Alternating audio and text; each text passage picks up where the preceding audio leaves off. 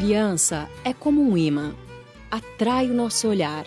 Não cansamos de observar e é quase inevitável a pergunta: com quem da família ela se parece mais? A Sara é parecida com a minha mãe, né?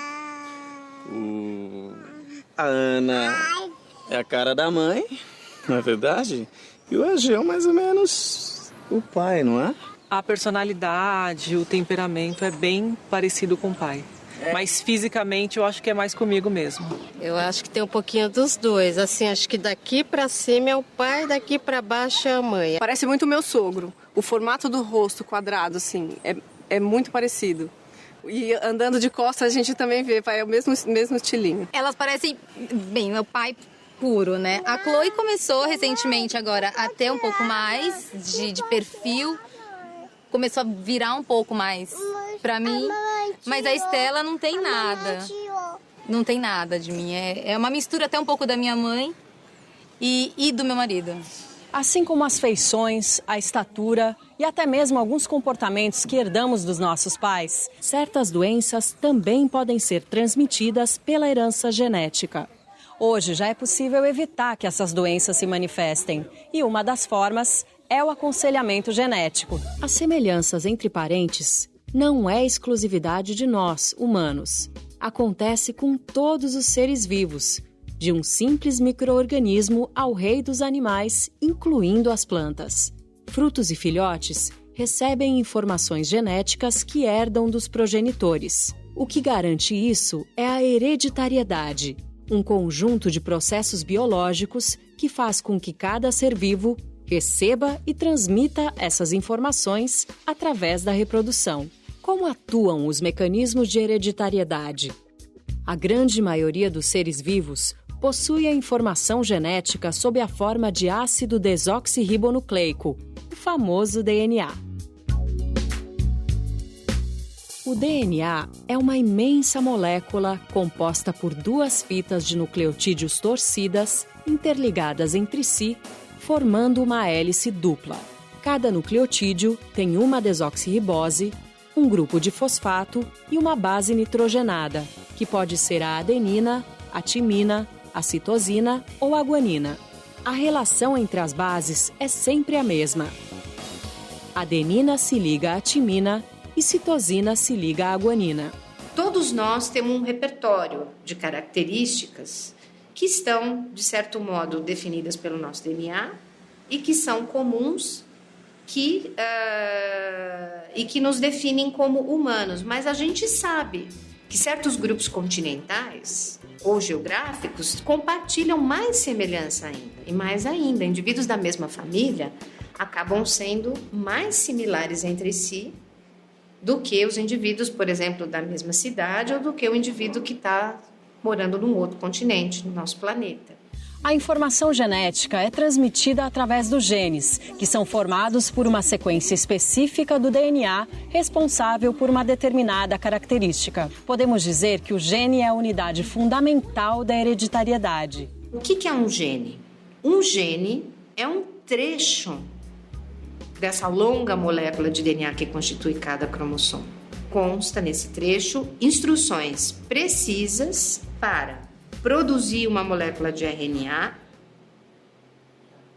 que pode resultar na produção de uma proteína com uma determinada função.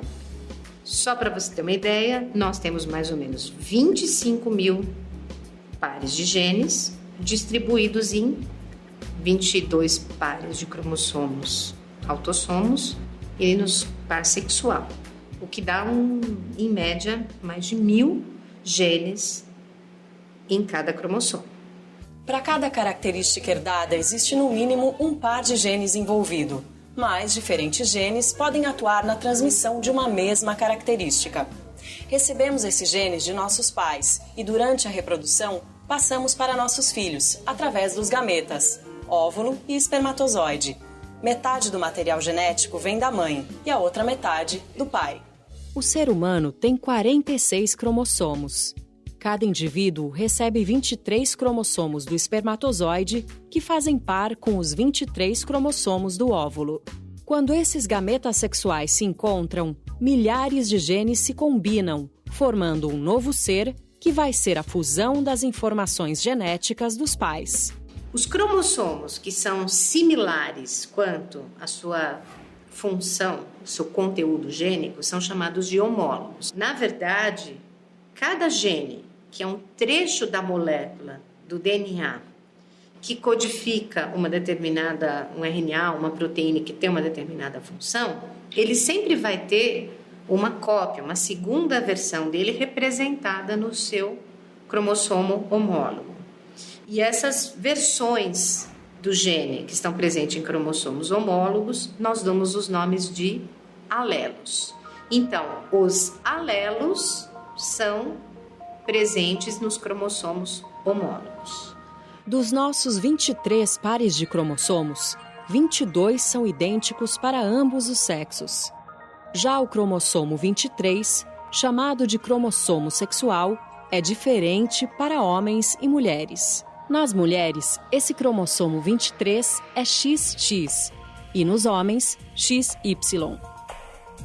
Das mães, herdamos sempre o cromossomo sexual X.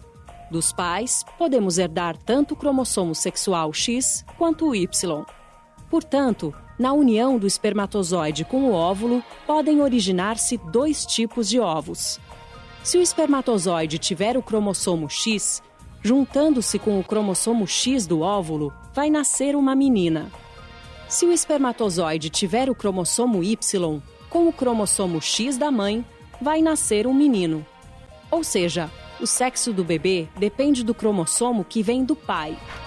A estatura dos seres humanos é definida provavelmente por um sistema complexo que resulta do efeito de muitos pares de genes simultaneamente. Não é uma característica determinada por um único par de genes, é determinada por algumas dezenas de pares de genes. Então, os indivíduos que tiverem uma coleção de alelos nesses pares de genes mais favoráveis ao crescimento tendem a ser mais altos do que os indivíduos que herdam uma coleção de genes não tão predisponentes a um grande crescimento. Que ainda que eu tenha um repertório genético que me dê pleno potencial para crescimento, que talvez esse crescimento não vai se manifestar completamente se eu tiver uma forte restrição nutricional na minha infância, se eu for acometido por uma sucessão de doenças que possam retardar meu crescimento, ou ainda eu talvez não tenha sido submetido a uma atividade física adequada e talvez isso vai influenciar o resultado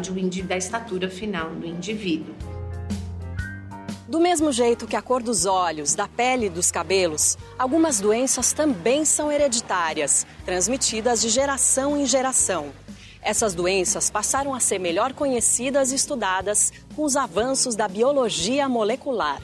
E o caminho para saber sobre o risco de ser portador de uma dessas doenças é o aconselhamento genético. O aconselhamento genético é um processo pelo qual a gente passa todas as informações para as pessoas relativas aos seus genes.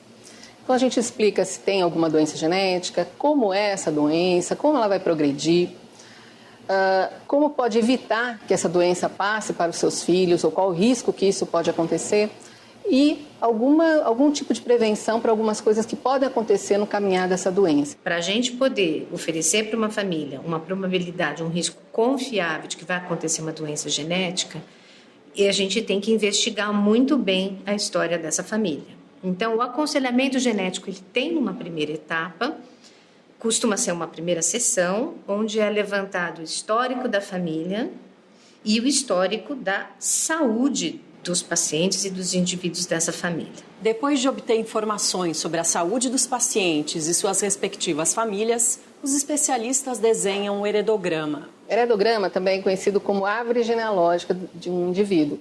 Na verdade, é um desenho que mostra como é a sua família. Então, de uma maneira mais rápida, eu consigo bater os olhos e ver como é a representação da sua família. Por exemplo, aqui, olha, eu trouxe um para a gente mostrar. Tem alguns símbolos que são básicos. Então, o quadrado é sexo masculino, homem. O redondo é sexo feminino, mulher. E essa linha que os liga significa casamento. A partir do casamento, nós temos os filhos. Então, aqui nós temos a nossa linha de filiação. Então, aqui nesse caso, nós temos um casal com 2 filhos, um menino e uma menina. Essa filha, ela já é casada e tem 3 filhos, sendo que esses filhos aqui, ó, que são ligados de uma mesma linha, são gêmeos. Tá? Então aqui seriam, veja como batendo o olho você já sabe exatamente quem é parente de quem e como é esse parentesco. Bom, eu trouxe para mostrar aqui para vocês um caso real nosso, do nosso ambulatório de oncogenética. Então veja, aqui é uma família mais extensa, onde a gente tem em vermelho indivíduos que são afetados por um tipo de câncer específico do intestino, que chama câncer coloretal. Então veja, o que só de bater o olho me chama atenção nesse heredograma, que eu tenho muitos indivíduos afetados por esse tipo de câncer nessa família. E que isso acontece em várias gerações.